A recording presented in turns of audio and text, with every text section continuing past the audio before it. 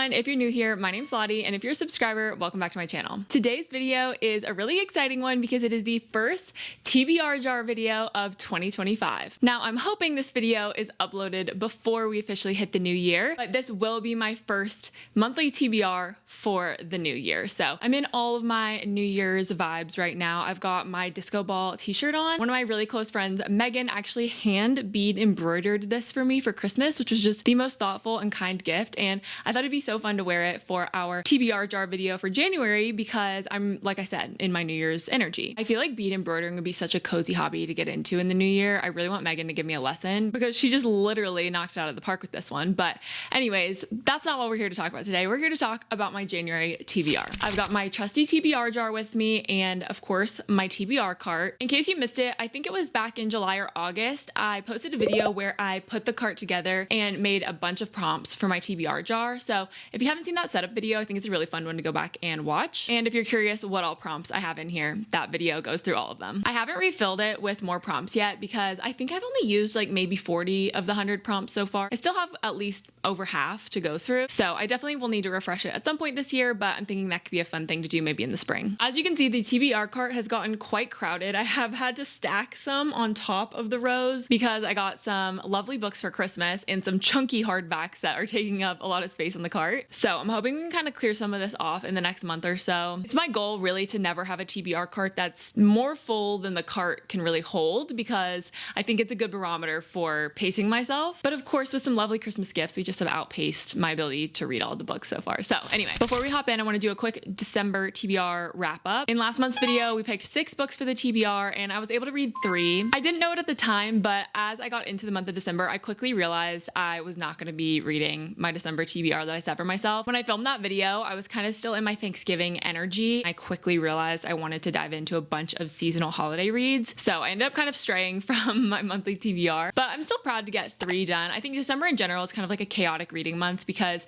I did Bookmas in December. I was so busy making videos, I didn't have a ton of time to read. So I was doing more audiobooks and quick novellas. And some of the books that I put on my TBR were ones that I either wanted to do like videos for or like really sit down and like read. And I just didn't have that time this past month. So I didn't want to like force it when I wasn't in the mood. One of my bookish goals for the year is going to be to finish my monthly TBR at least 1 month out of the year. So I at least want to try to set myself up for success in that regard. But anyway, sorry guys, I'm just yapping. I'm going to timestamp this. So if you don't care about all my yapping, you can skip to the first prompt. I just haven't sat down and filmed in like a week because I was taking a break from Bookmas and I feel like I'm just so chatty because I haven't talked to you guys in a couple days. But anyways, okay, I'm thinking I'm going to do 7 prompts today. So still definitely a challenge. I think that January is going to be kind of a crazy work month for like my corporate job because just getting back into the swing of things, I think we're going to kind of hit the ground running. So I'm a little bit apprehensive about how much I'm going to actually be able to read. Plus I am going skiing in January, which will be really fun. I'm trying to think of like any bookish skiing videos I could do. So if you have any fun ideas for like reading vlogs I could do, I don't know how much time I'm going to have to read while I'm on my ski trip because I'm going to be skiing and drinking hot chocolate and doing all the cozy winter things. But if you guys have any ideas or want to see a video from Vail, let me know. All that to say, because I have a trip planned and I think work's going to be a little crazy, I don't know how much reading I'm going to be able to get done. We're going to do our best. I'm really excited for the new year though. I do like January. I feel like it feels like a fresh start. I do struggle with the winter blues this time of year. So I like to be kind of mindful of like not choosing books that are like too overtly sad, but I also am a huge mood reader. So I'm not going to want to read like a cowboy romance in January. With all that in mind, those are the vibes for January. I always like to look and see what's on my radar on my Kindle, but the thing is, I really feel like we should just pick from the physical TBR this month because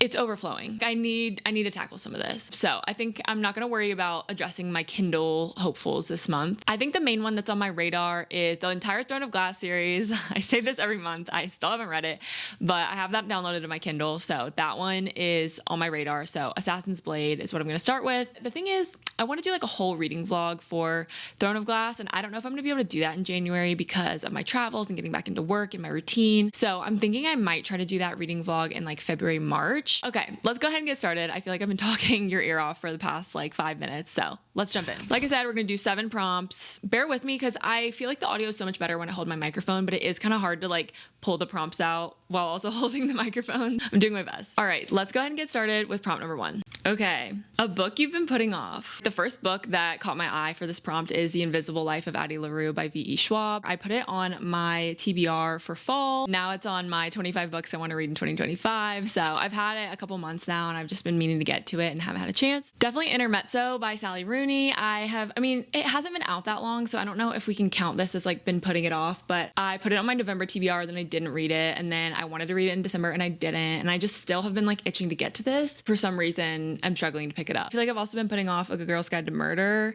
and The Naturals. I feel like I've been putting off We Used to Live Here. I feel like it's mostly between The Invisible Life of Addie LaRue or Intermezzo though. And when we think about which one I've been putting off for longer, I have been putting off The Invisible Life of Addie LaRue the longest compared to Intermezzo. So I think I'm gonna go with this one. I feel like everyone has read this book and most of you guys probably know what it's about. I think it's basically about a woman who makes a deal with like the devil or with death or something like that to live forever. But there's a catch, and that's that everyone she meets forgets her. So it definitely feels like a good, like cozy, not cozy, but like, I don't know, you know the vibes. The first book on my January TBR is The Invisible Life of Addie LaRue by V.E. Schwab. All right, time for prompt number 2.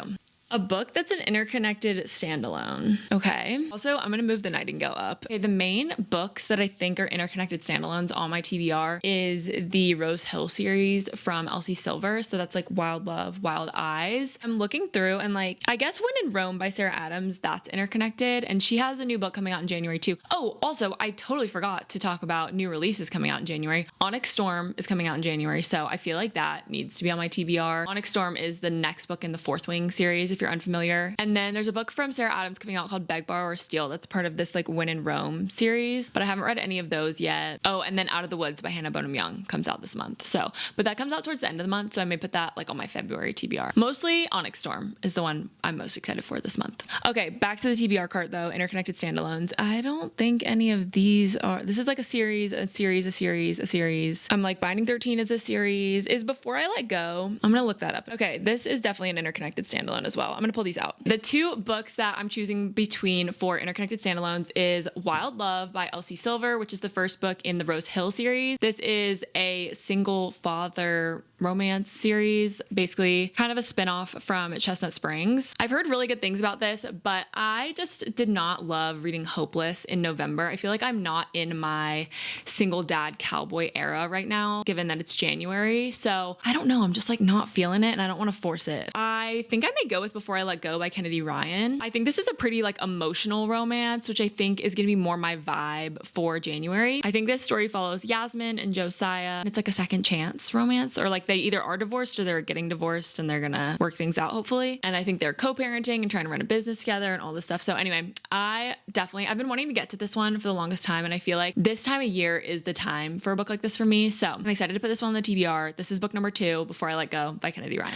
Okay, prompt number 3 is a book you purchased recently. This is so exciting because if you saw my last video, which was my end of the year doing book stuff vlog, I actually went to the bookstore and picked up a few books that are on my 25 I want to read in 2025 list. So I think we should pick from one of those books. So in that video, I picked up Project Hail Mary, Blue Sisters, Piglet, and Annie Bot. Which one to choose? I think I might go with Blue Sisters by Coco Mellors. Some of you guys were saying that this one kind of disappointed you in the comments, so I'm interested to see what I think. I think this book is about 3 estranged sisters who return home to New York after they hear about the death of their 4th sister. But I just love the cover of this one. Sorry, I'm picking it because of the cover. Blue Sisters, it just feels like a January. In my head, every month has a color, and January is blue. It's like an icy, frosty snow blue. And to me, like this book just kind of screams like winter January vibes. Okay, time for prompt number 4. Oh no, a book that is over 500 pages. Okay.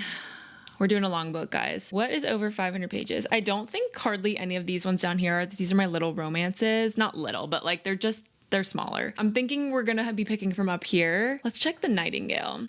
Yep, The Nightingale is over 550. So, well, I've been wanting to read The Nightingale, and I feel like this was the very first book I thought of when I was putting together my 25 books I want to read in 2025. If you didn't know, I read Firefly Lane back in August. That was my first Kristen Hanna book ever, and I gave it 5 stars. Absolutely loved it. I have really been wanting to get to more of Kristen Hanna's books, and the next one on my mind is to go back and read The Nightingale. I want to read this one before reading The Women. I feel like it's time to get my heart broken again. We're going to put The Nightingale on the TBR, so wish me luck. I'm excited. and nervous and all the feelings. Okay, 3 more prompts. Let's pick out number 5. A book featuring a wedding. I actually have quite a few I think that I could choose from for this. Also, I'm gonna put these up here. So the first book obviously is The Wedding People by Alison Espach. This one obviously features a wedding because it's literally in the title, The Wedding People. This book is set in Newport, Rhode Island, and our main character Phoebe shows up to a hotel, I believe because she's really struggling with her mental health and she is maybe planning to, and there's a wedding going on and she forms a friendship with the bride. And then we just go from there. I've heard it's very sad. Anyways, The Wedding People is option number 1. We also have Piglet by Lottie Hazel. This book is about our main character. Her name's Piglet. That's her childhood nickname that she can't shake. But she's engaged and I think like the whole book takes place during like her engagement and like ends with her wedding maybe.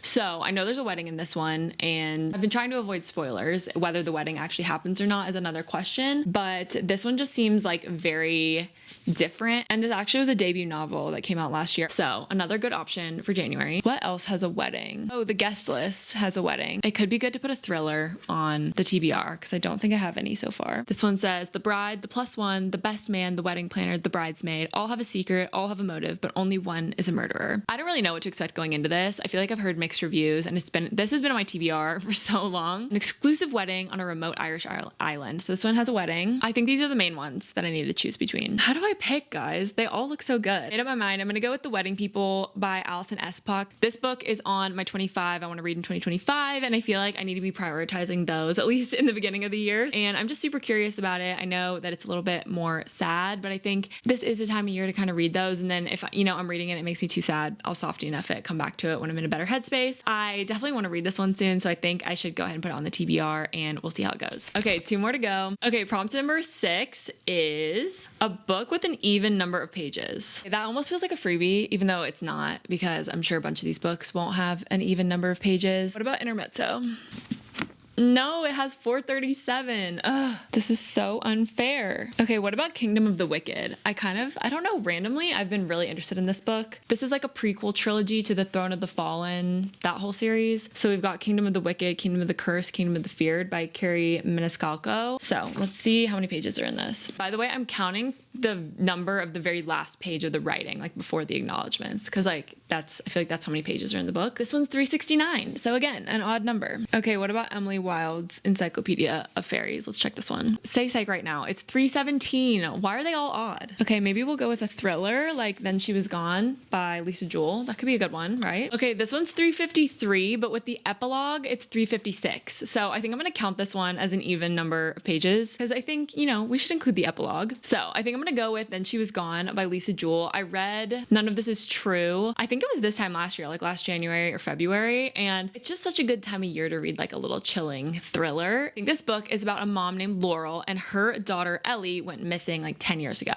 Now she's kind of trying to put her life back together. She's dating this charming new man named Floyd who she meets in a cafe. And then she meets his daughters and his youngest, Poppy, looks just like Ellie. So I think that's kind of the premise. I'm intrigued. We'll put Then She Was Gone on the TBR for prompt number 6. Okay, the 7th and final prompt for today's video is, oh no, a book you think will make you cry. I feel like I already have so many books on this TBR that are gonna make me cry.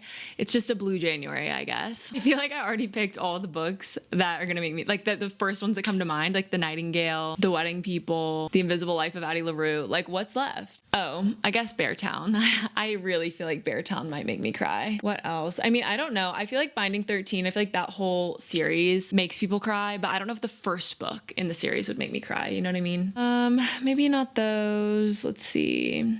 These are like fantasy. I don't really feel like that. And then maybe some of these romances. I think Beartown is the strongest contender at this point. We really have picked off all of the like emotional books, I think, for the most part. So I really wanted to get to this in December and just didn't have a chance. So let's get to it in January. I'm gonna make it happen. I think this book is about a small town who's like obsessed with hockey, and then there's some kind of tragedy that like divides the town, and I don't really know. I kind of want to go in blind, and so I'm kind of just doing just that, going in blind. But I think this has really great winter vibes. I've heard amazing things about Frederick Bachman's writing, and I'm excited to get to it. So Beartown is the 7th and final book on my January TBR. Okay, now that I finalized my January TBR, let's do a quick recap. The first prompt I pulled was a book you've been putting off. So for that, I chose The Invisible Life of Addie LaRue by V.E. Schwab. Next, I got a book that's an interconnected standalone. So for that, I chose Before I Let Go by Kennedy Ryan. This is the first book in the Skyland series. The next prompt I pulled was a book you purchased recently. So for that, I chose Blue Sisters by Coco Mellers. The next prompt was a book that's over 500 pages. So for that, I chose The Nightingale by Kristen Hanna. The next prompt was a book featuring a wedding. So for that, I chose The Wedding People by Alison Espock. Then we got a book with an even number of pages. So for this one, I chose Then She Was Gone by Lisa Jewell. And finally, I got the prompt, a book you think will make you cry. So I chose Beartown by Frederick Bachman. I feel like I am in for an emotional roller coaster this month. Actually, say a prayer for me because these are all